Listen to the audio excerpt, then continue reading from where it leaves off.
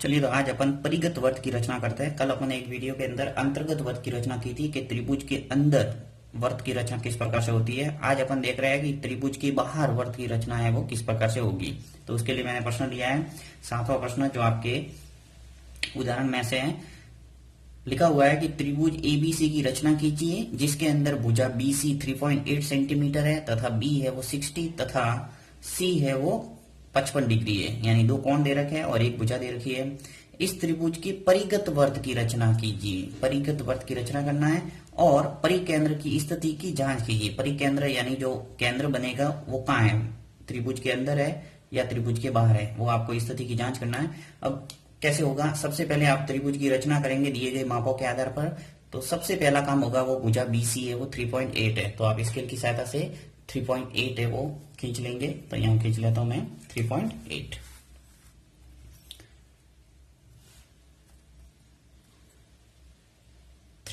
यहां से स्टार्ट करना है, पहली पहली लाइन से, जैसा कि आपको बताया हुआ है। और 3.8 यानी कि 8 तक जाना है। देखो बीचों बीच में जो गहरी लाइन होती है वो 5 दर्शाती है, यानी 3.5। आपको 3 लाइन आगे और जाना है, 6, 7 और 8। तो इस ढंग से आपके ये 3.8 हो गया बीसी। नाम लिख लो बी और ये सी। नीचे चाहो तो लिख सकते हैं 3.8। हाल फिलहाल में नहीं लिख रहा, अंत में लिखना आपको सभी। अब देखिए यहाँ बी पे आपको कितने डिग्री का कोण बनाना है, 60। तो आप चाहे तो प्रकाश से बना सकते हैं और चाहो तो चांदी से बना सकते हैं, यहाँ कोई फिक्स नहीं है। तो चांदी से बना लेते हैं अपन। तो चांदे से बनाने के लिए आपको चांदा है वो इस ढंग से रखना है। सबसे पहला काम देखिए, चांदे को भी रखने का तरीका ध्यान रखना है। ये जो नीचे वाली लाइन है ये जा रही है और एक ऊपर से लाइन आ रही है बिल्कुल सीधी। जहां ये क्रॉस होती है सीधा पॉइंट, वहां पॉइंट से पॉइंट मिलाना है। इस जहां पॉइंट पे आपको कोण बनाना है उसको। तो यहाँ पे देखिए इस लाइन के ऊपर मैं ये लाइन रख लूंगा और ये यहाँ से प्रतिच्छेदित बिंदु को बिल्कुल बी के ऊपर रख दिया मैंने। कुल मिला के जब चांदा रखो तो नीचे वाली लाइन जो आपने खींची है वो दिखनी नहीं चाहिए, बिल्कुल लाइन के ऊपर आनी चाहिए। तो आपके कोण है वो बिल्कुल परफेक्ट बनेगा। साथ ही ये ध्यान रखना है कि यदि आप इस बिंदु पर कोण बना रहे हैं तो यहाँ से 0, 10, 20, 30, 40 यानी नीचे वाला जो नंबर लिखा हुआ है उसको देखना है। और जब सी बिंदु पर कोण बनाएंगे तो यहाँ से 0, 10, 20 जो शुरू हो रहा है ऊपर वाली लाइन उसको अपन देखेंगे तो कोण है वो सही बनते हैं। अब देखो बिंदु बी पे आपको 60 डिग्री का कोण बनाना है। तो 0, 10, 20, 30, 40, 50 और 60। तो यहाँ पे आ जाएगा सीधा ये पॉइंट।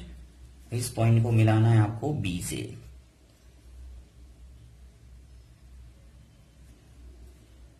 सीधी लाइन खींचना है आपको। ये आ गया 60 डिग्री का कोण। इसी प्रकार बिंदु जो सी है उस पर आपको 55 डिग्री का कोण बनाना है, लिखा हुआ है 55 डिग्री। तो बिंदु सी पे 55 डिग्री का कोण बना दो। अब चांदा देखो इस ढंग से रखना है कि बिंदु सी है पे आ जाए बिल्कुल प्रतिच्छेदी बिंदु और लाइन पूरी टक जाए। अब आपको देखना है वो ऊपर वाली लाइन देखना है, यानी 0, 10, 20, 30, 40, 50 और 50 और 60 के बीच में जो लाइन है वो बिल्कुल 55 होगी। तो यहाँ पे आपके पॉइंट लगा दो और इस पॉइंट को सी से मिला दो।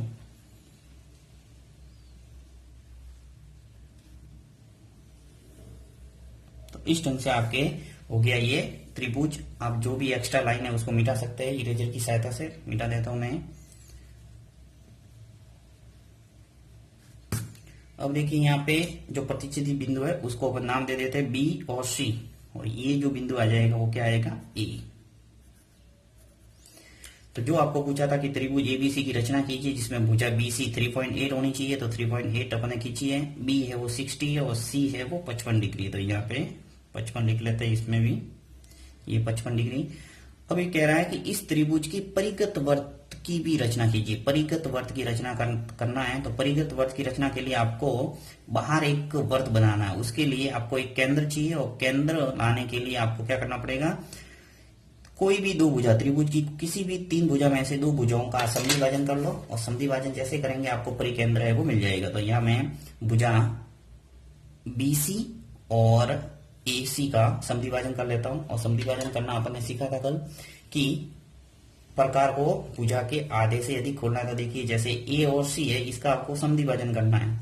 तो समद्वि भाजन करने के लिए आप क्या करोगे, जैसे सी पे रखा प्रकार का नोक और आपको आधे लगभग यह आ रहा है तो आधे से अधिक खोलना है, तो आधे से अधिक खोल दिया और ऊपर नीचे वो चाप काटना है। तो यहाँ पे एक बाहर चला जाएगा,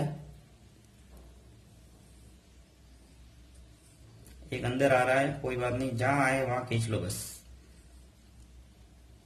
उसके बाद में बिंदु ए पे जाना है और बिंदु ए से भी उसी प्रकार चाप काटना है जो पहले वाले चाप को प्रतिच्छेदित करना चाहिए, और ये प्रतिच्छेदित कर रहा है, देखिए। तो ये जो प्रतिच्छेदित बिंदु है और ये प्रतिच्छेदित बिंदु, इनको मिलाते हुए बिल्कुल एक सीधी लाइन खींचना है आपको। तो यहां पर लाइन खींच लेते हैं, वही बिंदु वाली खींच सकते हैं अपन।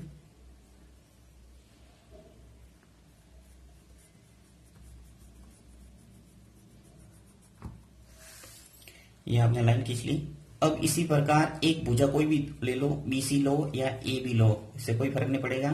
तो मैं यहाँ बीसी ले लेता हूँ और बीसी का समद्वि भाजन कर लेता हूँ। तो ये जिस प्रकार एसी का समद्वि भाजन किया उसी प्रकार बीसी का समद्वि भाजन करना है। समद्वि भाजन का अर्थ है भुजा के दो टुकड़े करने समान समान, यानी ये बी और सी है, इसका भी आधे से अधिक खोलना और ये यहां से चाप काटना, एक ऊपर काट लो।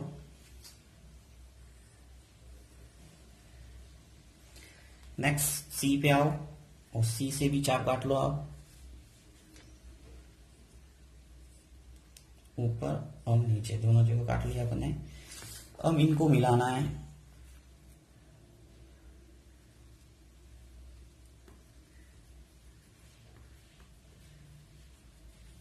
अब दोनों जो रेखा है, जो समद्विभाजक रेखा है, जहां ये प्रतिच्छेदित कर रही है उसका नाम लेना है ओ, और यही आपके परिकेंद्र है, अर्थात जो वर्त खींचेंगे उसका जो केंद्र है वो यही है।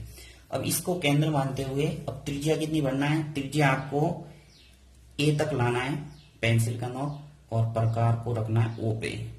अब कहीं भी रख सकते हैं, ए पे रखे या बी पे रखे या सी पे रखे, ये आपके सभी समान होगी। और इसको घुमाना है, इससे आपको एक वर्त मिल जाएगा, इसको बोलते हैं परिवर्त।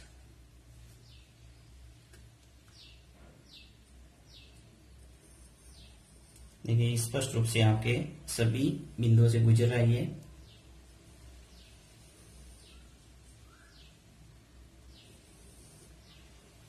इस ढंग से ये पूरे त्रिभुज की तीनों भुजाओं से गुजरते हुए एक परिवर्त की रचना हो गई। परिगत वर्त या परिवर्त दोनों एक ही है। आपको परीक्षा में परिवर्त आए तो भी आपको वही काम करना है, या परिगत वर्त आए तो भी यही करना है। अब इसके रचना के चरण आप लिख सकते हैं अपनी भाषा में, किताब की भाषा का प्रयोग नहीं करना, अपनी भाषा में आप सारा आराम से लिख सकते हैं। देखिए जैसे प्रथम चरण आ जाएगा कि सर्वप्रथम हमने बीसी बराबर 3.8 सेंटीमीटर का रेखाखंड खींचा, फिर बिंदु सी और बी व सी पे क्रमशः 60 व 55 डिग्री के कोण बनाए। इस प्रकार हमें एक अभिष्ट त्रिभुज एबीसी प्राप्त हुआ।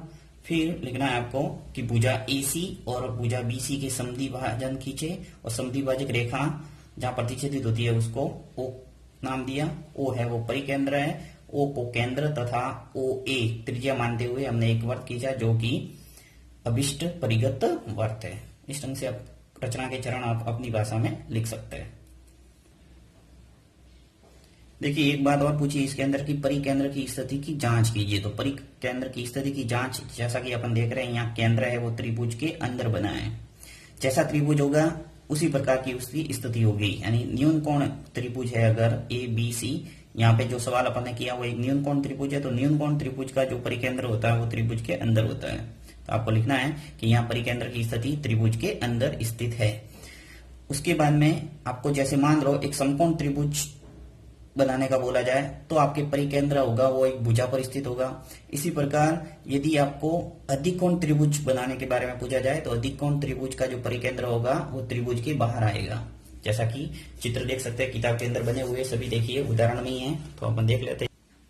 देखिए ऐसा प्रश्न एक और बनता है, यदि आपको पूछा जाए कि एक समकोण त्रिभुज बनाइए और उसके बाद में उसका परिगत वर्त की रचना कीजिए, तो समकोण त्रिभुज जैसा कि यहाँ दिख रहा है, देखिए स्पष्ट रूप से यहाँ 90 डिग्री का कोण बन रहा है एक।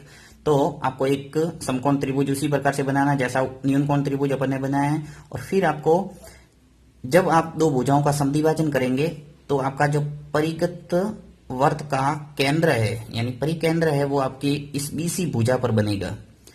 और यहां से जब आप वर्त खींचेंगे तो तीनों सिर से गुजरेगा वापस ए, बी और सी से। तो इस टाइप का प्रश्न भी आ सकता है परीक्षा के अंदर। कोई जरूरी नहीं न्यून कोण त्रिभुज का है, समकोण त्रिभुज का आ सकता है और अधिक कोण त्रिभुज का भी आ सकता है। तो अधिक कोण त्रिभुज के लिए देखिए, ये है अधिक कोण त्रिभुज का चित्र। अधिक कोण त्रिभुज का जब आप भुजाओं का समद्विभाजन करेंगे तो आपके परिकेंद्र है वो त्रिभुज के बाहर बनेगा, और यहां से भी आप उसी प्रकार से जब वर्त खींचेंगे तो ए, बी और सी से गुजरेगा। तो इस ढंग से तीनों प्रश्न वो मुख्य है। आप इन तीनों प्रश्नों को चित्र बना के एक बार जरूर देख के जाए, परीक्षा के अंदर कोई भी प्रश्न बन सकता है इसका।